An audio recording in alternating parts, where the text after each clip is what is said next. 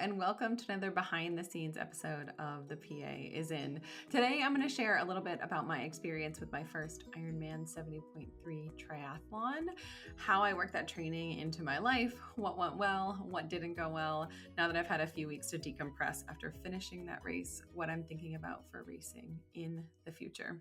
Over the summer, I trained and competed in and completed an Ironman 70.3.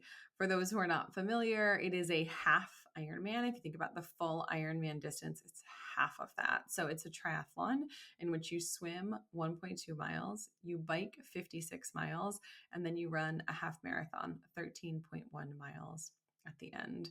I am not new to triathlons. I've been a triathlete for probably about 15 years. I competed actually my first triathlon during grad school after some friends of mine talked me into it. And they said, we're going to train together. Spoiler alert, that did not happen. We hardly trained at all. But we did all finish the race back then, which was fun. And it was fun to have other people on the course who I knew. So I've been doing sprint triathlons for a long time. Took a break of about probably 8 to 10 years of doing triathlons when my kids were really little and I was pregnant with them and postpartum and just in the throes of early parenthood. And then I returned to triathlons a year ago with a couple sprints and an Olympic distance try that I had a coach and got ready for last year. And I sort of sat down and said, hey, what's next? You know, I could do another Olympic distance triathlon, or I could see about doing an Ironman. So decided and signed up for that Ironman probably close to 6 months before the race happened, 5 or 6 months that I signed up in the winter. And that was also very intentional on my part because at the end of ski season, I tend to have what I call as reverse seasonal affective disorder, where I feel my very best in the winter because I have an outdoor sport that I just adore and I spend tons of time skiing and we travel to do skiing and I just love it. And I felt like having something on the books that I was going to train for and transitioning from, winter and snow into spring and training really helped to sort of soften the blow of the end of winter for me. So I signed up for an Ironman 70.3. I started my own training with building a base of running, biking, and swimming, just getting, miles on my feet, miles on the bike, time in the pool, probably in about January. And the race was in July. So I spent 6 months getting ready. And 3 of those months, the last 3 months before the race, I had a coach, Katie Treston Turney, who is a former guest on the show. She's also a PA who worked ICU surgery trauma and now works in academia. A really great follow if you're looking for someone who's realistic about triathlons and shares about their training online in a very real and unfiltered way. She's also a mom to a young kiddo. So, a lot of common ground there. So I worked with Katie and she did a very specific training plan and I am nothing if not good at following directions. So I felt like the training, I was very well conditioned for the race. I had done, several hour bike rides. I had done open water swims. I had been swimming a whole lot. I did several half marathons in the summer before this race to sort of make sure that I really could do that distance and felt comfortable doing that distance. Not a prerequisite, but something that made me feel a lot more comfortable kind of going in to this race. The race was in Maine, in my home state. So I went home and was able to stay with my parents and have sort of the comfort and familiarity of it being in a place I was really comfortable with. And I was astonished at how many people had traveled internationally from all over the country to attend this race in Augusta, Maine. So I felt like I was very well prepared for the race, and the swim was amazing. So swim was down a river, point to point swim. So you kind of get in with the current, swim down your 1.2 miles, hop out of the water. There was this super steep run up because you're in the river and you have to get sort of back up to the normal height of land. Super steep run, which honestly I think was the hardest part of the swim. It was getting out and up and up and up to transition, and then got on the bike. The bike was much hillier than I anticipated. It was rolling hills, but every time you came down, you had to come back up again.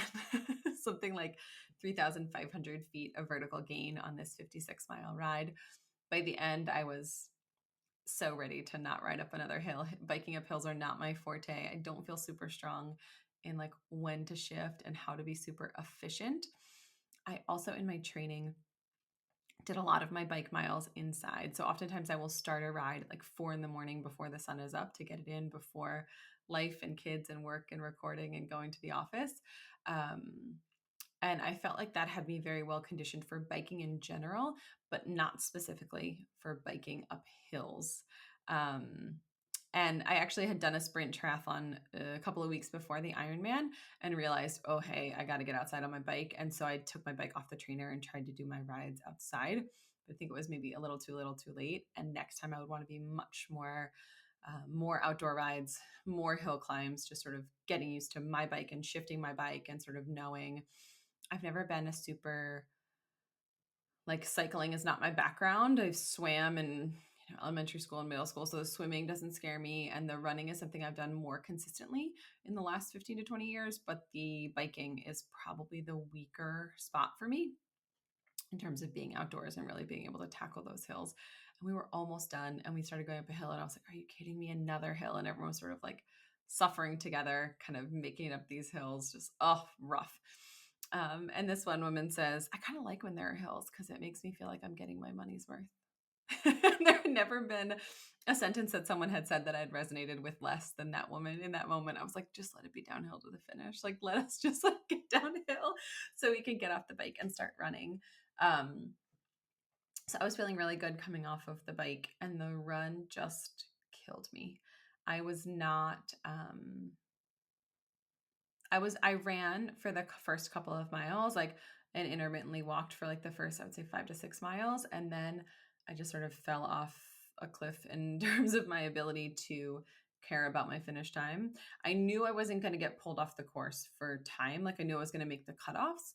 And I think actually knowing that made me not as motivated to go faster. Also, my whole goal here, which I probably should have said at the beginning, was to finish and not die. That was it. I had some times that I would have liked to have made that, like, this is the time that, like, oh, this would be amazing if I made this and this would be reasonable. It took me 8 hours and 7 minutes to complete this thing. Um, and the run, I kind of was in this all or nothing mentality. Like, if I'm going to walk, I should just walk the rest of the way, which I would have been much faster if I had jogged some, ran some, walked some. There was a couple, like one punishing hill on the run at the point where I was like, I cannot even at like mile 10 with 3 miles left of the running.